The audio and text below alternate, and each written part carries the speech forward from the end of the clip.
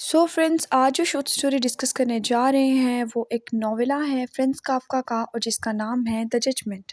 तो इस स्टोरी के अंदर चार मेन कैरेक्टर्स हैं। सबसे पहला है जॉर्ज बैंडमैन जो कि प्रोटैगनिस्ट है स्टोरी का, द फादर जो कि बैंडमैन का फादर है, द फ्रेंड जो कि इसका एक दोस्त है जिसको ये लेटर लिखेगा स्टोरी में, एंड मिस फ्रॉलन जो जॉर्ज बैंडमैन की फियांसे हैं। तो फ्रेंड्स, इस नोवेला की स्टोरी स्टार्ट होती है जॉर्ज बैंडमैन से जो कि अपने रूम में बैठकर लेटर लिख रहा है अपने फ्रेंड को। और वो फ्रेंड इसका 3 साल पहले रशिया चला गया था due to some financial crisis. और 3 साल तक इन लोगों में कोई बात नहीं हुई, लेकिन इन 3 सालों में जॉर्ज बैंडमैन ने बहुत प्रोग्रेस कर ली है। उसने अपना बिजनेस एक्सपैंड किया है, उसकी मिस फ्रॉलन से जो है वो इंगेजमेंट हो चुकी है। और ये सब कुछ खुशी से वो अपने फ्रेंड को लेटर लिख के वो बताना चाह रहा है और वो लिखता भी है।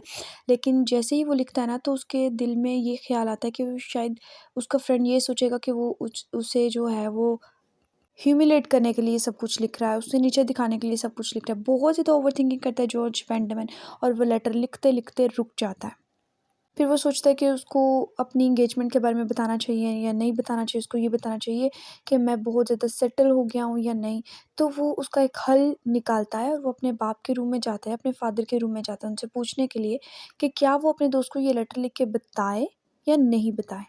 तो जब वो रूम में जाता है ना तो उसके फादर के रूम की लाइट बहुत ही ज़्यादा डिम होती है और उसके जो फादर होते हैं वो फर्श पर जो है वो लेटे होते हैं। बहुत ही बुरी हालत होती है और जब जॉर्ज उन्हें देखता है ना तो उसका दिल बहुत दुखता है और वो जल्दी से अपने बाप को उठाता है और कहता है डोंट यू वरी, आप ठीक हो जाओगे, मैं आपको अपने रूम में ले जाता हूँ। वो और उसकी फियांसे जो हैं उनको उठाते हैं, उनको अपने रूम में ले जाते हैं। उसकी काफ़ी जो है वो खिदमत वगैरह भी करते हैं, उसको हर चीज़ जो है वो प्रोवाइड करते हैं।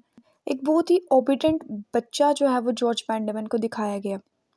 और फिर वो अपने बाप से पूछता है, फादर से पूछता है कि क्या मुझे अपने दोस्त को लेटर लिखना चाहिए या नहीं लिखना चाहिए। तो उसका जो फादर है वो कहता है कि मैं तो तुम्हारे किसी दोस्त को नहीं जानता जिसको तुम लेटर लिख रहे हो, तो मुझे नहीं पता। खैर, इस बात को काफ़ी दिन गुज़र जाते हैं। जॉर्ज बेंजामिन और उसकी जो फियांसे हैं वो मिलकर जो है अपने फादर की टेक केयर करते हैं, उसे उनका लुक आफ्टर करते हैं।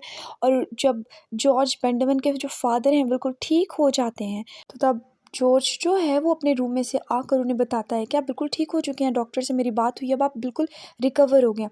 इतनी देर में जॉर्ज के फादर को इतना गुस्सा आता है, वो बेड से छलांग लगाते हैं और जॉर्ज को बहुत ही बुरा उसको ट्रीट करते हैं और उसको कहते हैं कि तुम जो अपने दोस्त के बारे में बता रहे थे ना, मुझे सब कुछ पता है।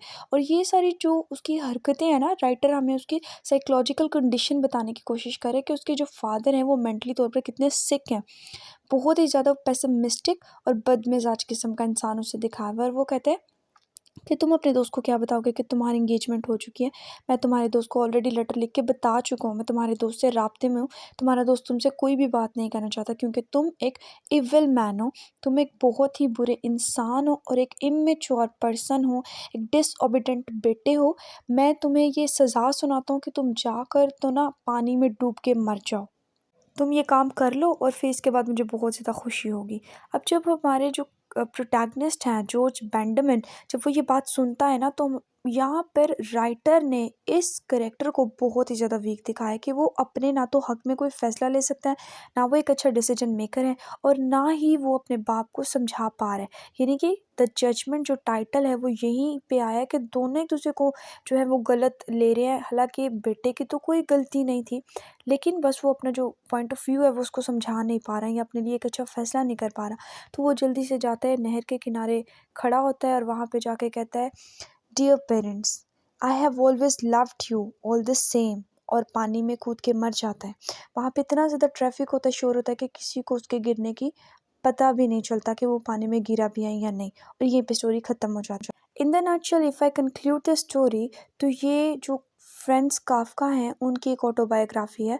क्योंकि फ्रेंड्स काफ्का की जब हम बायोग्राफी पढ़ते हैं तो वो अपने और अपने फादर के रिलेशन को इसी तरह कुछ बताते हैं कि वो किस तरह उनके जो फादर हैं जो मिलिट्री में थे वो काफ्का को पसंद नहीं करते थे और काफ्का को जो थे वो डिसओबीडेंट मानते थे और उनकी अपने फादर के साथ कभी भी नहीं लगी थी।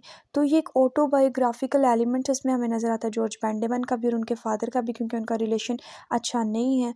और फिर उसके फ्रेंड के बारे में बताया हुआ है कि वो क्यों ज़्यादा ओवर थिंकिंग कर रहा है है, क्योंकि मॉडर्न ज़माने में जो है बहुत ही कम लोग होते हैं जो रियल में खुश होते हैं आपकी प्रोग्रेस देख के।